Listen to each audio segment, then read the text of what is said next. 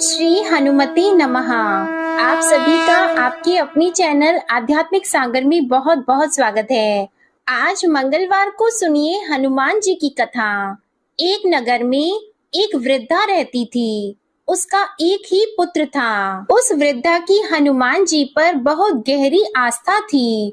वह हर मंगलवार का व्रत रखती थी और हनुमान जी की पूजा आराधना करती थी। एक बार हनुमान जी ने अपनी भक्ति में उस वृद्ध महिला की श्रद्धा का परीक्षण करने का विचार किया। हनुमान जी साधु का वेश धारण कर वृद्धा के घर गए और पुकारने लगे कि है कोई हनुमान भक्त जो हमारी इच्छा पूर्ण करे। तब आवाज उस वृद्धा के कान में पड़ी। पुकार सुनकर वृद्धा जल्दी से बाहर आई और साधु को प्रणाम कर बोली, आज्ञा महाराज। हनुमान वेशधारी साधु बोले, मैं भूखा हूँ, भोजन करूंगा, तुम थोड़ी सी जमीन लीप दो। वृद्धा दुविधा में पड़ गई। अंततः हाथ जोड़कर बोली, महाराज, लीपने और मिट्टी खोदने के अतिरिक्त आप कोई दूसरी आज्ञा दें, मैं अवश्य पूर्ण करूंगी। साधु ने 3 बार प्रतिज्ञा कराने के बाद कहा, तू अपने बेटे को बुला, मैं उसकी पीठ पर आग जलाकर भोजन बनाऊंगा। यह सुनकर वृद्धा घबरा गई, परंतु वह प्रतिज्ञाबद्ध थी। उसने अपने पुत्र को बुलाकर साधु को सौंप दिया। साधु वेशधारी हनुमान जी ने वृद्धा के हाथों से ही उसके पुत्र को पेट के बल लेटाया और उसकी पीठ पर आग लगवा दी। आग जलाकर दुखी मन से वृद्धा अपने घर में चली गई। इधर भोजन बनाकर साधु ने वृद्धा को बुलाकर कहा कि उनका भोजन बन गया है, तुम अपने पुत्र को पुकारो ताकि वह भी आकर भोग लगा ले। इस पर वृद्धा बोली, उसका नाम लेकर मुझे और कष्ट न दें। लेकिन जब साधु महाराज नहीं माने तो वृद्धा ने अपने पुत्र को आवाज लगाई। वह अपनी माँ के पास आ गया और अपने पुत्र को जीवित देखकर वृद्धा को बहुत आश्चर्य हुआ। वह साधु के चरणों में गिर पड़ी। तब हनुमान जी अपने वास्तविक रूप में प्रकट हुए और वृद्धा को भक्ति का आशीर्वाद दिया। तो प्रेम से बोले, शंकर भगवान की जय हो, बजरंग बली की जय हो।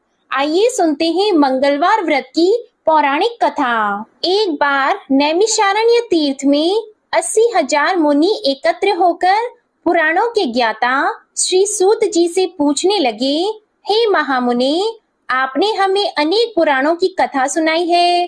अब कृपा करके हमें ऐसा व्रत और कथा बताएं जिसके करने से संतान की प्राप्ति हो तथा मनुष्यों को रोग, शोक, अग्नि, सर्व दुख आदि का भय दूर हो, क्योंकि कलयुग में सभी जीवों की आयु बहुत कम है। फिर इस पर उन्हें रोग चिंता के कष्ट लगे रहेंगे तो फिर वह श्री हरि चरणों में अपना ध्यान कैसे लगा सकेंगे। श्री सूत जी बोले, हे मुनियों, आपने लोक कल्याण के लिए बहुत ही उत्तम बात पूछी है। एक बार युधिष्ठिर ने भगवान श्री कृष्ण से लोक कल्याण के लिए यही प्रश्न किया था। भगवान श्री कृष्ण और युधिष्ठिर का संवाद तुम्हारे सामने कहता हूँ, ध्यान पूर्वक सुनो। एक समय पांडवों की सभा में श्री कृष्ण जी बैठे हुए थे। तब युधिष्ठिर ने भगवान श्री कृष्ण से प्रश्न किया, हे प्रभु, नंद नंद, गोविंद, आपने मेरे लिए अनेकों कथाएं सुनाई हैं। आज आप कृपा करके ऐसा व्रत या कथा सुनाएं जिसके करने से मनुष्य को रोग चिंता का भय समाप्त हो और उसको पुत्र की प्राप्ति हो। हे प्रभु, बिना पुत्र जीवन व्यर्थ है। पुत्र के बिना मनुष्य नरकगामी होता है। पुत्र के बिना मनुष्य पितृ ऋण से छुटकारा नहीं पा सकता और न ही उसका पुन्नग नामक नरक से उद्धार हो सकता है। अतः पुत्रदायक व्रत बताएं। श्री कृष्ण भगवान बोले, हे राजन, मैं एक प्राचीन इतिहास सुनाता हूँ, आप उसे ध्यान पूर्वक सुनो। कुंडलपुर नामक एक नगर था। उसमें नंदा नामक एक ब्राह्मण रहता था। भगवान की कृपा से उसके पास सब कुछ था, फिर भी वह दुखी था। इसका कारण यह था कि ब्राह्मण की स्त्री सुनंदा की कोई संतान नहीं थी। सुनंदा पतिव्रता थी, भक्ति पूर्वक श्री हनुमान जी की आराधना करती थी। मंगलवार के दिन व्रत करके अंत में भोजन बनाकर हनुमान जी की आराधना करती थी। मंगलवार के दिन व्रत करके अंत में भोजन बनाकर हनुमान जी को भोग लगाने के बाद स्वयं भोजन करती थी। एक बार मंगलवार के दिन ब्राह्मणी गृह कार्य की अधिकता के कारण हनुमान जी को भोग नहीं लगा सकी, तो इस पर उसे बहुत ही दुख हुआ। उसने कुछ भी नहीं खाया और अपने मन में प्रण किया कि अब तो अगले मंगलवार को ही हनुमान जी को भोग लगाकर अन्न और जल ग्रहण करूंगी। ब्राह्मणी सुनंदा प्रतिदिन भोजन बनाती, श्रद्धा पूर्वक पति को खिलाती, परंतु स्वयं भोजन नहीं करती और मन ही मन श्री हनुमान जी की आराधना करती थी। इसी प्रकार 6 दिन गुजर गए और ब्राह्मणी सुनंदा अपने निश्चय के अनुसार भूखी प्यासी निराहार रही। अगले मंगलवार को ब्राह्मणी सुनंदा प्रातः काल ही बेहोश होकर गिर पड़ी। ब्राह्मणी सुनंदा की इस असीम भक्ति के प्रभाव से श्री हनुमान जी बहुत प्रसन्न हुए और प्रकट होकर बोले, सुनंदा, मैं तेरी भक्ति से बहुत प्रसन्न हूँ, तो उठ और वर मांग। सुनंदा अपने आराध्य देव श्री हनुमान जी को देखकर आनंद की अधिकता से विह्वल होकर श्री हनुमान जी के चरणों में गिरकर बोली, हे प्रभु, मेरी कोई संतान नहीं है, कृपा करके पुत्र और कन्या प्रदान करें, आपकी अति कृपा होगी। श्री महावीर जी बोले, तेरी इच्छा पूर्ण होगी, तेरे एक कन्या पैदा होगी, उसके अष्टांग प्रतिदिन सोना दिया करेंगे। इस प्रकार कहकर श्री महावीर जी अंतर्ध्यान हो गए। ब्राह्मणी सुनंदा बहुत हर्षित हुई और समाचार अपने पति से कहा। ब्राह्मण देव कन्या का वरदान सुनकर कुछ दुखी हुए, परंतु सोना मिलने की बात सुनी तो बहुत प्रसन्न हुए। उन्होंने विचार किया कि ऐसी कन्या के साथ मेरी निर्धनता भी समाप्त हो जाएगी। श्री हनुमान जी की कृपा से वह ब्राह्मणी गर्भवती हुई और 10वें महीने में उसे बहुत ही सुंदर पुत्री प्राप्त हुई। यह बच्ची अपने पिता के घर में ठीक उसी तरह से बढ़ने लगी जिस प्रकार शुक्ल पक्ष का चंद्रमा बढ़ता है। 10वें दिन ब्राह्मण ने उस बालिका का नामकरण संस्कार कराया। उसके कुल पुरोहित ने उस बालिका का नाम रत्नावली रखा, क्योंकि यह कन्या सोना प्रदान किया करती थी। इस कन्या ने पूर्व जन्म में बड़े ही विधान से मंगल देव का व्रत किया था। रत्नावली का अष्टांग बहुत सा सोना देता था। उस सोने से नंदा ब्राह्मण बहुत ही धनवान हो गया। अब ब्राह्मणी सुनंदा भी बहुत अभिमान करने लगी थी। समय बीतता रहा। अब रत्नावली 10 वर्ष की हो चुकी थी। एक दिन जब नंदा ब्राह्मण प्रसन्न चित्त था, तब सुनंदा ने अपने पति से कहा, मेरी पुत्री रत्नावली विवाह के योग्य हो गई है, इसलिए आप कोई सुंदर और योग्य वर देखकर विवाह कर दें। यह सुनकर ब्राह्मण बोला, अभी तो रत्नावली बहुत छोटी है। तब ब्राह्मणी बोली, शास्त्रों की आज्ञा है कि कन्या 8वें वर्ष में गौरी, 9 वर्ष रोहिणी, 10वें वर्ष में कन्या, इसके पश्चात रजस्वला हो जाती है। गौरी के दान से पाताल लोक की प्राप्ति होती है, रोहिणी के दान से बैकुंठ लोक की प्राप्ति होती है, कन्या के दान से इंद्र लोक में सुखों की प्राप्ति होती है। अगर हे पतिदेव रजस्वला का दान किया जाता है तो घोर नरक की प्राप्ति होती है। इस पर ब्राह्मण बोला, अभी तो रत्नावली मात्र 10 ही वर्ष की है और मैंने तो 16-16 साल की कन्याओं के विवाह कराए हैं, अभी जल्दी ही क्या है। तब ब्राह्मणी सुनंदा बोली, आपको तो लोभ अधिक हो गया है लगता है। अगर 11वें वर्ष में विवाह नहीं होता है तो उसमें मासिक धर्म के रक्त का पिता और बड़े भाई को पान करना पड़ता है। शास्त्रों में कहा गया है कि माता पिता और बड़ा भाई रजस्वला कन्या को देखते हैं तो वह अवश्य ही नरकगामी होते हैं। तब ब्राह्मण बोला, अच्छी बात है, कल मैं अवश्य ही योग्य वर की तलाश में अपना दूत भेजूंगा। दूसरे दिन ब्राह्मण ने अपने दूत को बुलाया और आज्ञा दी कि जैसी सुंदर मेरी कन्या है वैसा ही सुंदर वर उसके लिए तलाश करो। दूत अपने स्वामी की आज्ञा पाकर निकल पड़ा। पंपई नगरी में उसने एक सुंदर लड़के को देखा। यह बालक एक ब्राह्मण परिवार का बहुत गुणवान पुत्र था। इसका नाम सोमेश्वर था। दूत ने इस सुंदर और गुणवान ब्राह्मण पुत्र के बारे में अपने स्वामी को पूर्ण विवरण दिया। ब्राह्मण नंदा को भी सोमेश्वर अच्छा लगा और फिर एक शुभ मुहूर्त में विधि पूर्वक कन्यादान करके ब्राह्मण संतुष्ट हुए। परंतु ब्राह्मण के मन में तो लोभ समाया हुआ था। उसने कन्यादान तो कर दिया था पर वह बहुत ही खिन्न था। उसने विचार किया कि रत्नावली तो अब चली जाएगी और मुझे इससे जो सोना मिलता था वह अब मिलेगा नहीं। मेरे पास जो धन था कुछ तो इसके विवाह में खर्च हो गया और जो शेष बचा है वह भी कुछ दिनों के बाद समाप्त हो जाएगा। मैंने तो इसका विवाह करके बहुत बड़ी भूल कर दी है। अब कोई ऐसा उपाय हो कि रत्नावली मेरे घर में ही बनी रहे, अपनी ससुराल न जाए। लोभ रूपी राक्षस ब्राह्मण के मस्तिष्क पर छाता जा रहा था। रात भर अपनी शैया पर बेचैनी से करवटें बदलते बदलते उसने एक बहुत ही क्रूर निर्णय लिया। उसने विचार किया कि जब रत्नावली को उसका पति सोमेश्वर अपने घर के लिए जाएगा तो वह मार्ग में छिपकर सोमेश्वर का वध कर देगा और अपनी लड़की को अपने घर ले आएगा, जिससे नियमित रूप से उसे सोना भी मिलता रहेगा और समाज का कोई मनुष्य उसे दोष भी नहीं दे सकेगा। जब अगले दिन सुबह हुई तो नंदा और सुनंदा ने अपने जमाई तथा लड़की को बहुत सारा धन देकर विदा किया। सोमेश्वर अपनी पत्नी रत्नावली को लेकर ससुराल से अपने घर की तरफ चल दिया। ब्राह्मण नंदा महालोभ के वशीभूत होकर अपनी मति खो चुका था। पाप पुण्य का उसे विचार नहीं रहा था।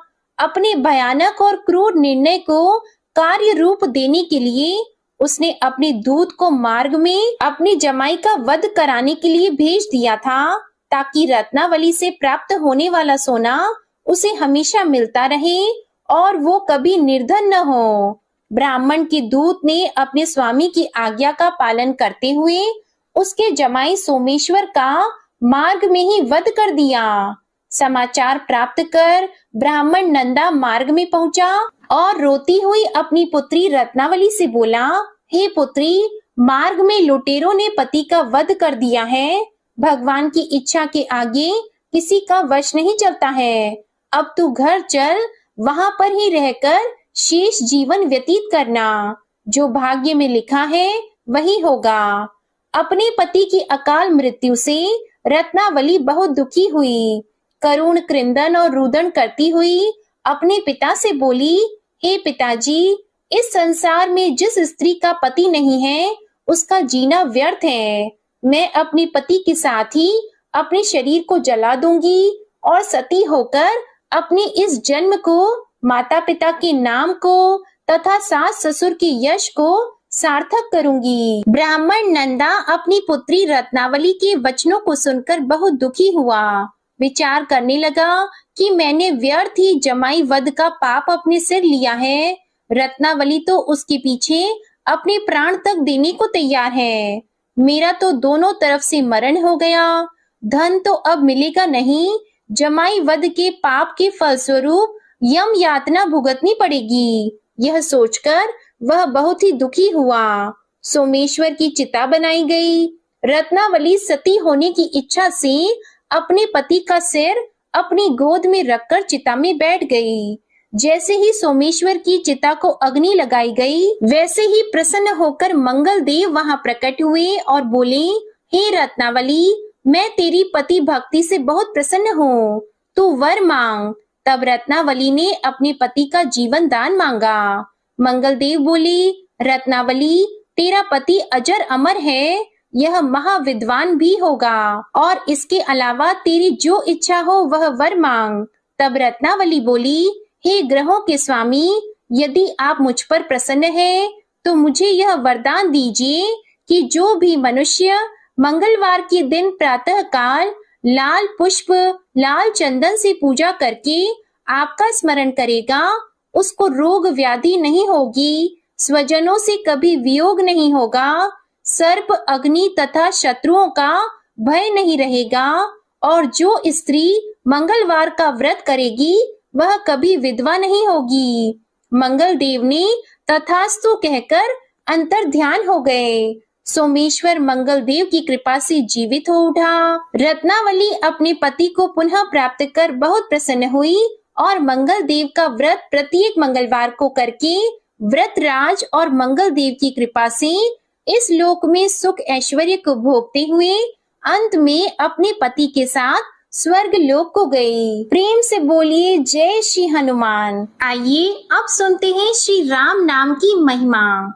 लंकापति रावण के वध के बाद जब अयोध्यापति प्रभु श्री राम की कीर्ति दूर दूर तक फैल रही थी और वह मर्यादा पुरुषोत्तम कहलाने लगे थे, तब एक दिन महादेव शिव की इच्छा भी मर्यादा पुरुषोत्तम श्री राम से मिलने की हुई। पार्वती जी को संग लेकर महादेव जी कैलाश पर्वत से उतरकर अयोध्या नगरी के रास्ते पर चल पड़े। भगवान शिव और माँ पार्वती को अयोध्या आया देखकर राम जी बहुत खुश हुए। माता जानकी ने उनका उचित आदर सत्कार किया और स्वयं भोजन बनाने के लिए रसोई में चली गई। इस बीच भगवान शिव ने श्री राम जी से पूछा, आपके सेवक हनुमान जी दिखाई नहीं दे रहे हैं। तब श्री राम बोले, वे बगीचे में हैं। शिव जी ने श्री राम जी से बगीचे में जाने की अनुमति मांगी और पार्वती जी का हाथ थामकर बगीचे में आ गए। बगीचे की खूबसूरती देखकर उनका मन मोहित हो गया। आम के एक घने वृक्ष के नीचे हनुमान जी दीन दुनिया से बेखबर गहरी नींद में सोए हुए थे और एक लय में खर्राटों से राम नाम की ध्वनि उठ रही थी। चकित होकर शिव जी और माता पार्वती एक दूसरे की ओर देखने लगे। माता पार्वती मुस्कुरा उठी और वृक्ष की डालियों की ओर इशारा किया। राम नाम सुनकर पेड़ की डालियां भी झूमने लगी थी और इनके बीच से भी राम नाम उच्चारित हो रहा था। शिव जी इस राम नाम की धुन में मस्त मगन होकर खुद भी राम राम कहकर नाचने लगे। माता पार्वती जी ने भी अपने पति का अनुसरण किया और अपने कोमल पैर थिरकाने लगी। शिव जी और माता पार्वती जी के नृत्य से ऐसी झनकार उठी कि स्वर्ग लोक के देवता गण भी आकर्षित होकर बगीचे में आ गए और राम नाम की धुन में सभी मस्त हो गए। माता जानकी भोजन तैयार करके प्रतीक्षा कर रही थी, परंतु संध्या घिरने पर भी अतिथि नहीं पधारे। तब अपने देवर लक्ष्मण जी को बगीचे में भेजा। लक्ष्मण जी तो स्वयं को श्री राम का सेवक ही मानते थे, इसलिए बगीचे में आकर जब उन्होंने धरती पर स्वर्ग का नजारा देखा तो स्वयं भी राम नाम की धुन में झूम उठे। महल में माता जानकी जी परेशान हो रही थी कि अभी तक भोजन ग्रहण करने कोई भी क्यों नहीं आया। उन्होंने श्री राम जी से कहा, भोजन ठंडा हो रहा है, चलिए हम ही जाकर बगीचे में से सभी को ले आएं। तब जब राम जी बगीचे में गए तो वहां राम नाम की धूम मची हुई थी। हनुमान जी गहरी नींद में सोए हुए थे और उनके खर्राटों से अभी तक राम नाम ही निकल रहा था। श्री राम भाव विह्वल हो उठे। राम जी ने हनुमान जी को नींद से जगाया और प्रेम से उनकी तरफ निहारने लगे। हनुमान जी प्रभु को आया देखकर शीघ्रता से उठकर खड़े हो गए। नृत्य की सभा भंग हो गई। शिव जी खुले कंठ से हनुमान जी की राम भक्ति की सराहना करने लगे। हनुमान जी सकुचाए लेकिन मन ही मन खुश हो रहे थे। श्री सिया राम ने भोजन करने का आग्रह भगवान शिव जी से किया। सभी लोग महल में भोजन करने के लिए चल पड़े। माता जानकी जी भोजन परोसने लगी। हनुमान जी को भी श्री राम जी ने पंक्ति में बैठने का आदेश दिया। हनुमान जी बैठ तो गए, परंतु आदत ऐसी थी कि राम जी के भोजन परोसने के उपरांत ही सभी लोग भोजन करते थे। आज श्री राम के आदेश से पहले भोजन करना पड़ रहा था। माता जानकी हनुमान जी को भोजन परोसती जा रही थी, परंतु हनुमान जी का पेट ही नहीं भर रहा था। सीता जी कुछ समय तक तो उन्हें भोजन परोसती रही, फिर समझ गई कि इस तरह से तो हनुमान जी का पेट नहीं भरेगा। उन्होंने तुलसी के एक पत्ते पर राम नाम लिखा और भोजन के साथ हनुमान जी को परोस दिया। तुलसी पत्र खाते ही हनुमान जी को संतुष्टि मिली और वह भोजन खाकर उठकर खड़े हो गए। भगवान शिव शंकर ने प्रसन्न होकर हनुमान जी को आशीर्वाद दिया कि आपकी राम भक्ति युगों युगों तक याद की जाएगी और आप संकट मोचन के नाम से जाने जाएंगे। आइए अब सुनते हैं राम नाम की महिमा की दूसरी कहानी। महादेव जी को एक बार बिना कारण के किसी को प्रणाम करते देखकर पार्वती जी ने पूछा, आप किसको प्रणाम करते रहते हैं? तब शिव जी ने अपनी धर्म पत्नी पार्वती जी से कहा कि हे देवी, जो व्यक्ति एक बार राम कहता है उसे मैं 3 बार प्रणाम करता हूँ। पार्वती जी ने एक बार शिव जी से पूछा, आप शमशान में क्यों जाते हैं और ये चिता की भस्म शरीर पर क्यों लगाते हैं? उसी समय शिव जी पार्वती जी को शमशान ले गए। वहां एक शव अंतिम संस्कार के लिए लाया गया।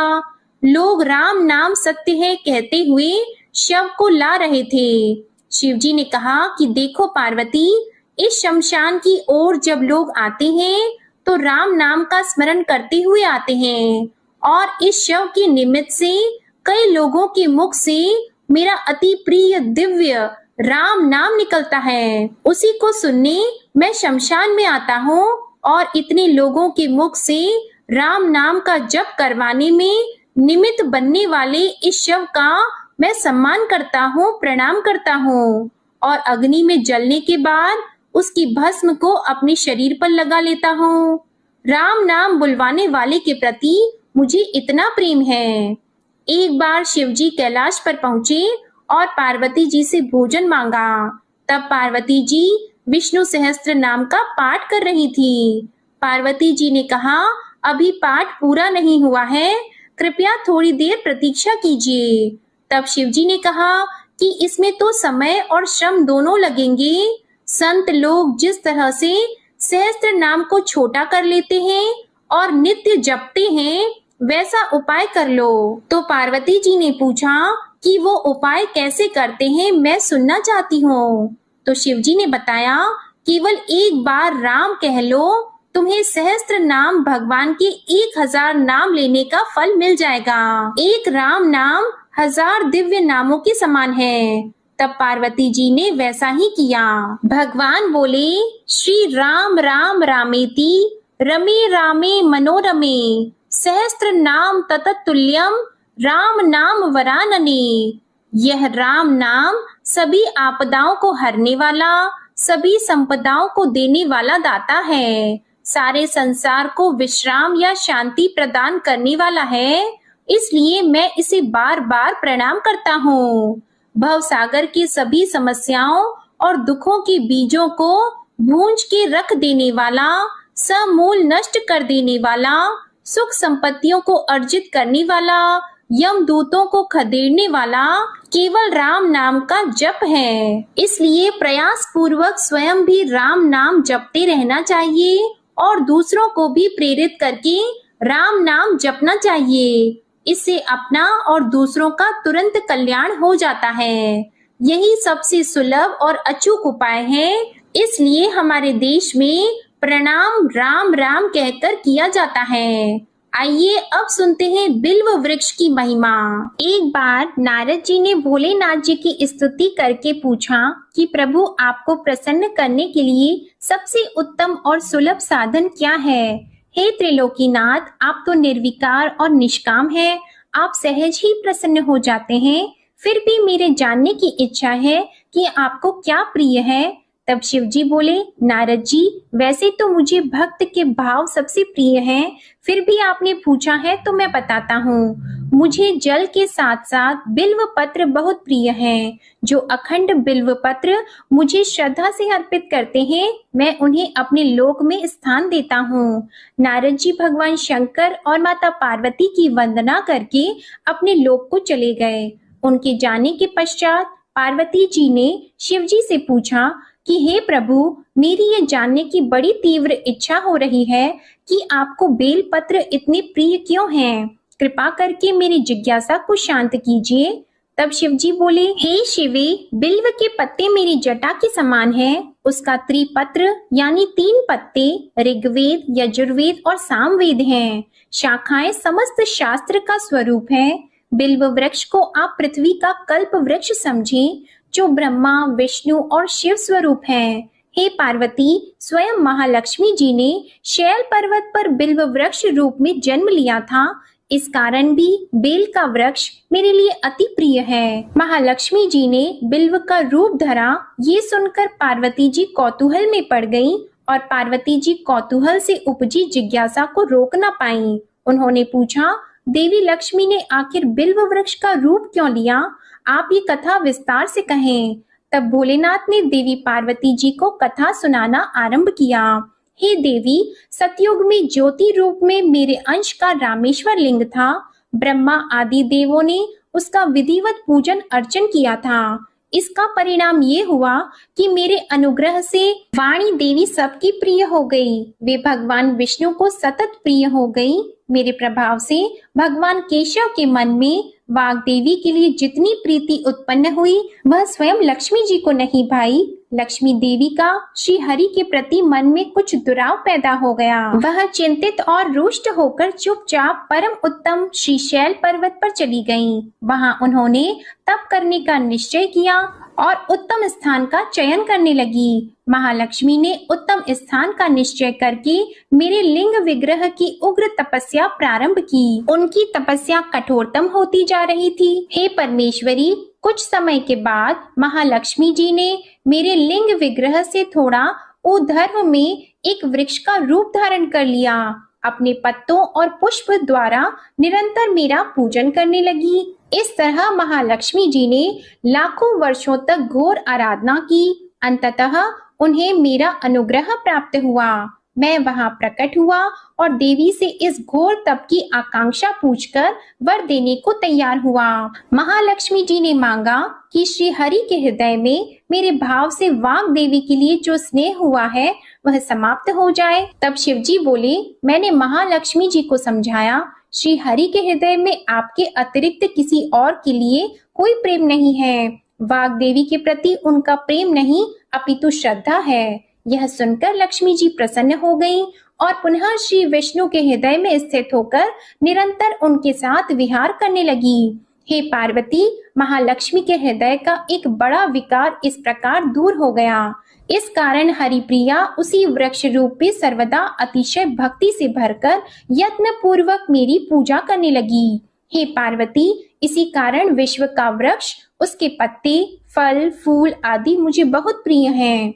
मैं निर्जन स्थान में बिल्व वृक्ष का आश्रय लेकर रहता हूँ। बेल वृक्ष को सदा सर्व तीर्थ में एवं सर्व देवमय मानना चाहिए। बिल्व पत्र, बिल्व फूल, बिल्व वृक्ष अथवा बिल्व काष्ठ के चंदन से जो मेरा पूजन करता है वह भक्त मेरा अति प्रिय है।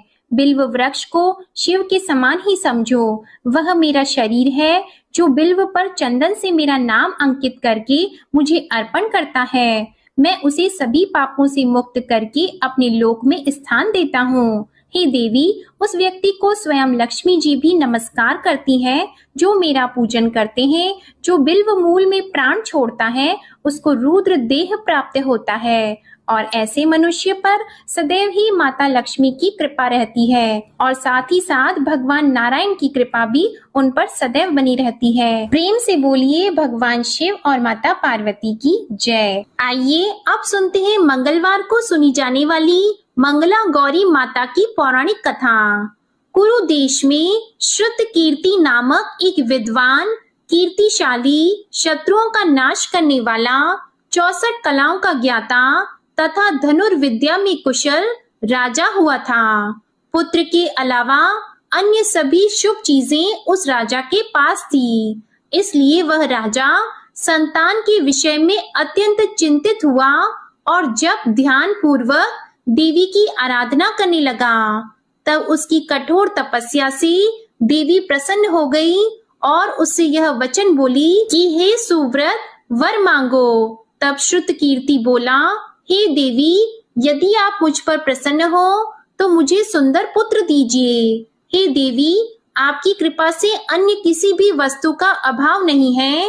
तब उसका यह वचन सुनकर पवित्र मुस्कान वाली देवी ने कहा, राजन, तुमने अत्यंत दुर्लभ वर मांगा है, फिर भी कृपावश मैं तुम्हें अवश्य दूंगी। किंतु हे राजन, सुनिए, यदि परम गुण पुत्र चाहते हो तो वह केवल 16 वर्ष तक जीवित रहेगा, और यदि रूप तथा विद्या से पुत्र चाहते हो तो दीर्घ जीवी होगा। देवी का यह वचन सुनकर राजा चिंतित हो उठा और पुनः अपनी पत्नी से परामर्श करके उसने गुणवान तथा सभी शुभ लक्षणों से संपन्न 16 वर्ष की आयु वाला पुत्र मांगा। तब देवी ने भक्ति संपन्न राजा से कहा, हे नृपनंदन, मेरे मंदिर के द्वार पर आम का वृक्ष है, उसका एक फल लाकर मेरी आज्ञा से अपनी पत्नी को उसे भक्षण हेतु प्रदान करो, जिससे वह शीघ्र ही गर्भ धारण करेगी, इसमें संदेह नहीं है। प्रसन्न होकर राजा ने वैसा ही किया और उसकी पत्नी ने गर्भ धारण कर लिया। 10वें महीने में उसने देवतुल्य सुंदर पुत्र को जन्म दिया। तब हर्ष तथा शोक से युक्त राजा ने बालक का जात कर्म आदि संस्कार किया और शिव का स्मरण करते हुए उसका नाम चिरायु रखा। इसके बाद पुत्र के 16 वर्ष के होने पर पत्नी सहित राजा चिंता में पड़ गए और वे विचार करने लगी कि यह पुत्र बड़े कष्ट से प्राप्त हुआ है और मैं इसकी दुखद मृत्यु अपने ही सामने कैसे देख सकूंगा। ऐसा विचार करके राजा ने पुत्र को उसके मामा के साथ काशी भेज दिया। प्रस्थान के समय राजा की पत्नी ने अपने भाई से कहा कि आप मेरे पुत्र को काशी ले जाइए। मैंने भगवान मृत्युंजय से पूर्व में पुत्र के लिए प्रार्थना की थी और कहा था कि हे विश्वेश, आप जगतपति की यात्रा के लिए मैं उस पुत्र को अवश्य भेजूंगी। अतः आप मेरे पुत्र को आज ही ले जाइए और सावधानी पूर्वक इसकी रक्षा कीजिएगा। अपनी बहन की यह बात सुनकर भांजे के साथ वह चल पड़ा। कई दिनों तक चलते चलते वह आनंद नामक नगर में पहुंचा। वहां सभी प्रकार की समृद्धियों से संपन्न वीरसेन नाम वाला राजा रहता था। उस राजा की एक सर्व लक्षण संपन्न युवावस्था प्राप्त मनोहर और रूप लावण्यमयी मंगला गौरी नामक कन्या थी। उत्तम सौंदर्य अभिवृद्धि को प्राप्त वह कन्या किसी समय सखियों के साथ नगर के उपवन में क्रीड़ा करने के लिए गई हुई थी। उसी समय वह चिरायु तथा उसका मामा वे दोनों भी वहां पहुंच गए और उन कन्याओं को देखने की लालसा से वहीं विश्राम करने लगे। इसी बीच विनोद पूर्वक क्रीड़ा करती हुई उन कन्याओं में से किसी एक ने कुपित होकर राजकुमारी को राणा यह कुवचन कह दिया। तब उस अशुभ वचन को सुनकर राजकुमारी ने कहा कि तुम अनुचित बातें क्यों बोल रही हो? मेरे कुल में तो इस प्रकार की कोई नहीं है।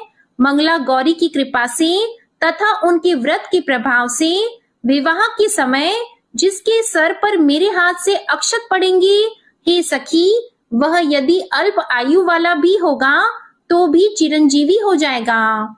इसके बाद वे सभी कन्याएं अपने अपने घर चली गईं।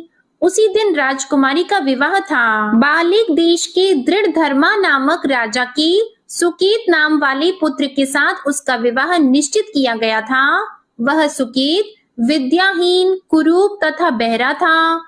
तब सुकेत के साथ आए हुए उन लोगों ने विचार किया कि इस समय कोई दूसरा श्रेष्ठ वर ले जाना चाहिए और विवाह संपन्न हो जाने के बाद वहां सुकेत पहुंच जाए। तो उन लोगों ने चिरायु के मामा के पास जाकर याचना की कि आप इस बालक को हमें दे दीजिए, जिससे हमारा कार्य सिद्ध हो जाए। इस पृथ्वी पर परोपकार के समान दूसरा कोई धर्म नहीं है। तब उनकी बात सुनकर चिरायु का मामा मन ही मन बहुत प्रसन्न हुआ, क्योंकि इसने उपवन में पहले ही कन्या मंगला गौरी की बात सुन ली थी। फिर भी उसने एक बार कहा कि आप लोग इसे किस लिए मांग रहे हैं? कार्य की सिद्धि हेतु वस्त्र, अलंकार आदि मांगे जाते हैं, वर तो कहीं भी नहीं मांगा जाता। तथापि आप लोगों का सम्मान रखने के लिए मैं इसे दे रहा हूँ। इसके बाद चिरायु को वहां ले जाकर उन लोगों ने विवाह संपन्न कराया। सप्तपदी आदि के हो जाने पर रात्रि में शिव पार्वती की प्रतिमा के समक्ष उस चिरायु ने हर्ष युक्त होकर मंगला गौरी के साथ शयन किया। उसी दिन चिरायु के 16 वर्ष पूर्ण हो चुके थे और अर्धरात्रि में साक्षात काल सर्प रूप में वहां आ गया। इसी बीच संयोगवश राजकुमारी जाग गई। उसने उस महासर्प को वहां देखा और वह भय से व्याकुल होकर कांपने लगी। तभी उस कन्या ने धैर्य धारण किया, 16 उपचारों से सर्प की पूजा की और पीने के लिए उसे दूध दे दिया। उसने दीनता भरी वाणी में उस सर्प की प्रार्थना की और स्तुति की। मंगला गौरी प्रार्थना करने लगी कि मैं उत्तम व्रत को करूंगी जिससे मेरे पति जीवित रहें। यह जिस तरह से चिरकाल तक जीवित रहें, आप वैसा कीजिए। इतने में सर्प वहां स्थित एक कमंडल में प्रवेश कर गया और उस मंगला गौरी ने अपनी कंचुकी से उस कमंडल का मुंह बांध दिया। इसी बीच उसका पति अंगड़ाई लेकर जाग गया और अपनी पत्नी से बोला, हे प्रिये, मुझे भूख लगी है। तब वह अपनी माता के पास जाकर खीर, लड्डू आदि ले आई और उसके द्वारा दिए भोज्य पदार्थ को उसने प्रसन्न मन होकर खाया। भोजन के बाद हाथ धोते समय उसके हाथ से अंगूठी गिर पड़ी। तांबूल खाकर वह पुनः सो गया। उसके बाद मंगला गौरी कमंडल को फेंकने के लिए जाने लगी। विधि की कैसी गति है कि उस कमंडल में से बाहर की ओर जगमग करती हुई हार कांति को देखकर वह आश्चर्यचकित हो गई। घट में स्थित उस हार को उसने अपने कंठ में धारण कर लिया। इसके बाद कुछ रात शेष रहते ही चिरायु का मामा आकर उसे ले गया। इसके बाद वर पक्ष के लोग सुकेत को वहां ले आए। उसे देखकर मंगला गौरी ने कहा कि यह मेरा पति नहीं है। तब उन सभी ने उससे कहा कि हे शुभे, तुम यह क्या बोल रही हो? यहाँ तुम्हारा कोई परिचायक हो तो उसे हम लोगों को बताओ। मंगला गौरी बोली, जिसने रात में 9 रत्नों से बनी अंगूठी दी है, उसकी अंगुली में इसे डालकर परिचायक निशानी देख ले। मेरे पति ने रात्रि में मुझे जो हार दिया था, उसके रत्नों का समुदाय कैसा है, उस बात को ये बताएं। ये तो कोई अन्य ही है। इसके अलावा रात में परस्पर भाषण तथा भोजन आदि जो कुछ किया गया था, उसे भी यह बता दें, तब यह निश्चय ही मेरे पति हैं। इस प्रकार उसका वचन सुनकर सभी ठीक है कहने लगे, किंतु जब एक भी बात ना मिली, तब सभी ने सुकेत को उसका पति होने से निषिद्ध कर दिया और वर पक्ष वाले जिस तरह से आए थे उसी तरह से चले गए। उसके बाद अपने वंश को बढ़ाने वाली महान यश से संपन्न तथा परम मनस्वी मंगला गौरी के पिता ने अन्न पान आदि का सत्र चलाया। उन्होंने वर पक्ष का वृतांत कानों कान सुन लिया कि स्वरूप से कुरूप होने के कारण लोगों के द्वारा किसी अन्य को वर के रूप में आदर पूर्वक लाया गया था। तब उन्होंने अपनी कन्या को पर्दे के भीतर बिठा दिया। उसके बाद 1 वर्ष बीतने पर यात्रा करके चिरायु अपने मामा के साथ यह देखने आया कि विवाह के बाद वहाँ क्या हुआ। तब भीतर से उसे देखकर वह मंगला गौरी अत्यंत प्रसन्न हुई और माता पिता से बोली कि मेरे पति आ गए हैं। तब राजा ने अपने स्वजनों को बुलाकर पूर्व में कहे गए सभी परिचायकों को निशानी को देकर मंद मुस्कान वाली अपनी कन्या चिरायु को सौंप दी। राजा ने शिष्ट जनों को साथ लेकर विवाह का उत्सव कराया। इसके बाद राजा वीरसेन ने वस्त्र आभूषण आदि, सेना, घोड़े, रथ और अन्य भी बहुत सी सामग्रियां देकर उन्हें विदा किया। उसके बाद कुल को आनंदित करने वाला वह चिरायु पत्नी तथा मामा को साथ लेकर सेना के साथ अपने नगर पहुंचा। लोगों के मुख से उसे आया हुआ सुनकर उसके माता पिता को विश्वास नहीं हुआ। उन्होंने सोचा कि प्रारब्ध अन्यथा कैसे हो सकता है। इतने में वह अपने माता पिता के पास आ गया और स्नेह से परिपूर्ण वह चिरायु भक्ति पूर्वक उनके चरणों में गिर पड़ा। तब अपने पुत्र का मस्तक सूंघकर उन दोनों ने परम आनंद प्राप्त किया। पुत्र वधू मंगला गौरी ने भी सास ससुर को प्रणाम किया। तब सास उसे अपनी गोद में बिठाकर सारा वृतांत शीघ्रता पूर्वक पूछने लगी। हे महामुनि, तब पुत्र वधू ने भी मंगला गौरी के उत्तम व्रत महात्म्य तथा जो कुछ घटित हुआ था वह सब वृतांत बताया। जो कोई भी इसका श्रवण करता है या जो इसे कहता है उसके सभी मनोरथ पूर्ण हो जाते हैं, इसमें संदेह नहीं है। प्रेम से बोलिए मंगला गौरी माता की जय हो। आपको ये मंगलवार व्रत कथा अच्छी लगी हो तो वीडियो को लाइक करिएगा, शेयर करिएगा और चैनल को भी सब्सक्राइब करिएगा। इसी के साथ आज आप हमारे चैनल पर फाल्गुन मास महात्म्य की कथा को भी जरूर सुनिएगा। प्रेम से बोलिए जय श्री राम, जय हनुमान।